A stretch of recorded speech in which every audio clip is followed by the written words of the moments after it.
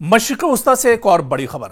गजा से बड़ी खबर है, जहां हमास ने तकरीबन 7,000 मुजाहिदीन को दोबारा से तैनात कर दिया है। 7,000 लड़ाकों को दोबारा से तैनात कर दिया है। जी हां, यह गजा से बड़ी खबर आ रही है और बहुत अहम सोर्स के जरिए से खबर आ रही है, जहां पर हमास ने एक बार फिर पूरी मजबूती के साथ 7,000 अपने लड़ाकों और 7,000 मुजाहिदीन को गजा में दोबारा से तैनात किया है।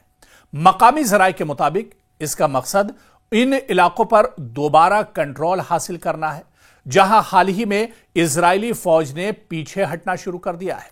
दरअसल डोनाल्ड ट्रंप ने जो मुआहिदा किया है हमास और इजराइल के दरमियान, उस मुआहिदे में यह भी शामिल था कि यह मुआहिदा होने के बाद इजराइल के जो फौजी हैं वो गजा से पीछे हटेंगे। और ऐसे में अब जब इजराइल के फौजी और आईडीएफ गजा से पीछे हटना शुरू हो गए हैं, तो ऐसे में अब हमास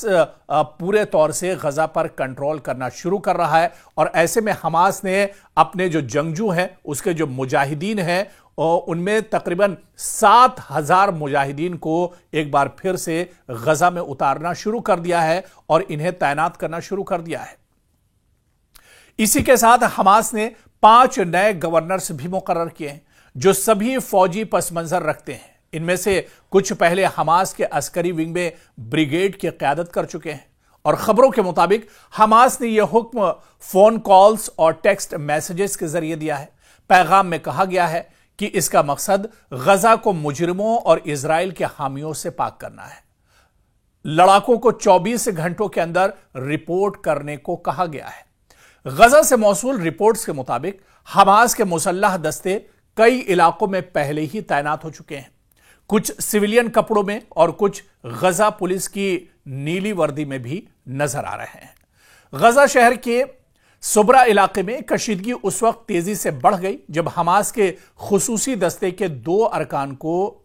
कबाइल के बंदूक बरदारों ने गोली मार दी।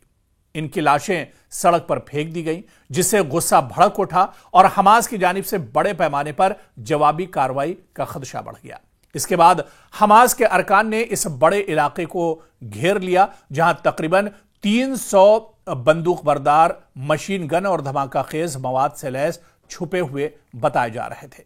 दूसरी जानिब मिस्र के सदर दफ्तर ने तस्दीक की है कि अमेरिकी सदर डोनाल्ड ट्रंप और दीगर 20 रहनुमा मिस्र में गजा जंग के हवाले से एक सरबराही इजलास में मुलाकात करने वाले हैं। और ऐसे में हमास में अब जो कारकर्दगी है या जो मुस्तैदी है वह हमास की अब बढ़ने लगी है। और हमास भी ये जान रहा है कि गजा से जब इजराइल वापस होगा और गजा को जब इजराइल अपने फौजियों से खाली करेगा, तो उस वक्त गजा की निगरानी के लिए, गजा की सिक्योरिटी के लिए हमास का होना बहुत जरूरी है। हालांकि 20 नुकाती जो मुआहिदा है, इसमें यह भी शर्त रखी गई है कि हमास को गैर मुसल्लह करना होगा, यानी हमास को अपने हथियार एक तरह से छोड़ने होंगे। लेकिन अब हमास पूरी मजबूती के साथ एक बार फिर से गजा में उतर रहा है और हमास ने दरअसल 20 नुकाती जो मंसूबा है, जो मुआहिदा है, इस मुआहिदे के कई ऐसे शिक हैं, कई ऐसे पॉइंट हैं जिन पर एक तरह से एतराज जताया था। और उसमें एक ये भी पॉइंट था कि हमास को गैर मुसल्लह किया जाए, यानी हमास से हथियार वापस लिए जाएं। और इस पर भी हमास ने नाराजगी जाहिर की थी और रजामंदी अपनी जाहिर नहीं की थी। तो कहीं ना कहीं अब हमास एक तरह से हथियार नहीं छोड़ रहा है और हमास पूरी मजबूती के साथ अब पूरे गजा को अपने कंट्रोल में लेना चाह रहा है, क्योंकि इससे पहले भी गजा की अगर बात की जाए तो इस पूरे गजा पर हमास का ही कंट्रोल था और हमास की ही यहां पर एक तरह से सरकार और हुकूमत हुआ करती थी और पूरा हमास गजा पूरा जो गजा है वह हमास के कंट्रोल में हुआ करता था। इसी वजह से इजराइल ने हमास को खत्म करने के लिए गजा को टारगेट किया था और गजा पर हमला किया था। हालांकि 2 साल, जिस तरह से हमने अपनी कई रिपोर्ट में तस्करा किया है कि 2 साल पूरे ये जंग चली, लेकिन पूरा गजा तबाह बर्बाद हो गया, लेकिन हमास का नामो निशान इजराइल नहीं मिटा पाया। क्योंकि आपको याद होगा कि बिन्यामिन नेतन्याहू ने 7 अक्टूबर 2023 में जब हमला हमास की तरफ से किया गया था, उस वक्त बिन्यामिन नेतन्याहू ने कसम खाई थी कि जब तक वह हमास को नेस्तो नाबूद नहीं कर देंगे, हमास का खात्मा नहीं कर देंगे, तब तक उनकी जंग जारी रहेगी। हालांकि अपने इस कौल से तो बिन्यामिन नेतन्याहू पीछे हट गए, बल्कि यह कहा जाए कि बिन्यामिन नेतन्याहू ने अपनी शिकस्त मान ली। बिन्यामिन नेतन्याहू एक तरह से उनको बड़ा झटका लगा है जिस तरह से पूरी डील हुई है, और अब इजराइल की जो फौज है और आईडीएफ के जो जवान हैं, अब वो गजा से एक तरह से बाहर निकल रहे हैं। हालांकि माहिरीन का यह भी मानना है कि 2 साल तक इतनी लंबी जंग लड़ने के बाद इतनी आसानी से इजराइल अपने फौजियों को वापस नहीं बुलाएगा, इतनी आसानी से इजराइल गजा को एक तरह से खाली नहीं करेगा। और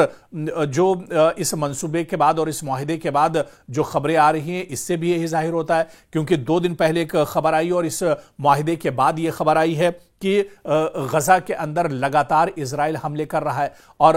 2 दिन पहले जो हमला किया गया, इसमें 17 फिलिस्तीनी और मारे गए हैं। यानी हमले अभी भी इजराइल की तरफ से लगातार जारी हैं, और इसी वजह से हमास अब यहां पर पूरी कुव्वत के साथ एक तरह से उतर रहा है, और हमास पूरे तौर से एक तरह से अपने आप को अब पूरे गजा को अपने कंट्रोल में एक तरह से लेना चाह रहा है, क्योंकि वो जान रहा है कि अगर इजराइल पीछे नहीं हटता है तो यानी इजराइल के नियत में एक तरह से खोट है, या फिर अमेरिका कहीं दोहरी पॉलिसी का इस्तेमाल तो नहीं कर रहा है इस मुआहिदे के पीछे। हालांकि इस मुआहिदे को लेकर अभी मिस्र में भी एक बहुत बड़ी मीटिंग हो रही है, बहुत बड़ा इजलास हो रहा है, जिसमें 20 ममालिक के सरबराहान शामिल होंगे। इस बैठक में कहा जा रहा है कि डोनाल्ड ट्रंप की सदारत में बैठक होगी, मिस्र के शर्म शेख में बैठक हो रही है, मिस्र के सदर सीसी भी इस बैठक में शामिल होंगे, ब्रिटेन के वजीर आजम भी इस बैठक में शामिल होंगे, अक़वाम मुत्तहिदा के जो चेयरमैन और सरबराह हैं वो भी कहा जा रहा है कि इस बैठक में शामिल होंगे, और कई अरब ममालिक इस बैठक का हिस्सा होंगे। और इस बैठक में 20 नुकाती जो मुआहिदा है, जो डोनाल्ड ट्रंप पीस डील है, इसको आगे किस तरह से बढ़ाया जाए, क्योंकि अलग अलग मरहलों में इस डील को आगे बढ़ना है। पहले मरहले के तौर पर गजा को एक तरह से खाली किया जा रहा है, इजराइल अपने फौजियों को वापस ले रहा है, और हमास जो इजराइल के बंधक हैं, यरगमाली हैं, उनको अब एक तरह से छोड़ने को राजी हो गया है। तो पहले मरहला जो है वो एक तरह से शुरू हो चुका है, अमल दरामद शुरू हो चुका है, लेकिन आगे के जो मरहले हैं वो एक तरह से और भी अहम होंगे। क्या इन मरहलों को किस तरह से अंजाम दिया जाए, इसी पर गौर व फिक्र करने के लिए और इस डील पर साइन करने के लिए डोनाल्ड ट्रंप खुद मिस्र पहुंच रहे हैं, जहां पर यह बड़ी बैठक हो रही है, और पूरी दुनिया की निगाहें इस पर दरअसल टिकी हुई हैं कि क्योंकि अभी यह डील पूरे तौर से मुकम्मल नहीं हुई है। जब तक अमेरिका और डोनाल्ड ट्रंप के साइन इस डील पर नहीं हो जाते हैं, इजराइल जब तक इस पर दस्तखत नहीं कर देता है, और हमास जब तक इस पर पूरे तौर से रजामंदी जाहिर नहीं कर देता है, तब तक यह डील एक तरह से अधूरी मानी जाएगी। और इसी वजह से यह माना जा रहा है कि जो शर्म शेख में बैठक हो रही है, यह बैठक बहुत अहम है, और हतमी और पूरे तौर से जो ये डील एक तरह से कंप्लीट डील जब ही मानी जाएगी, जब यहां पर जितने भी